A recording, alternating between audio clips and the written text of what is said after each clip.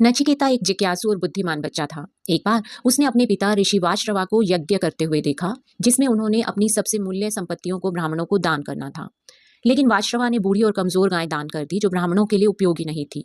यह देखकर नचिकेता अपने पिता के कार्यों पर सवाल उठाता है और पूछता है कि वह उनकी सबसे प्रिय संपत्ति है और वो उसे किसे दान में देंगे। यह सुनकर वाजश्रवा गुस्से में नचिकेता को मृत्यु के देवता यम को दान कर देते हैं।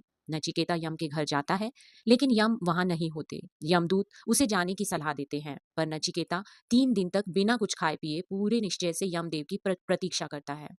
जब यम लौटते हैं तो वह नचिकेता की दृढ़ता से प्रभावित होते हैं और उसे 3 वरदान देते हैं। पहले वरदान में नचिकेता यम से अपने पिता का क्रोध शांत करने और अपने प्रति प्रेम और स्नेह से भरपूर होने का आशीर्वाद देने के लिए कहता है, जिसे यम प्रदान करते हैं। दूसरे वरदान में नचिकेता दुखों को समाप्त करने और सुख प्राप्त करने का तरीका पूछता है।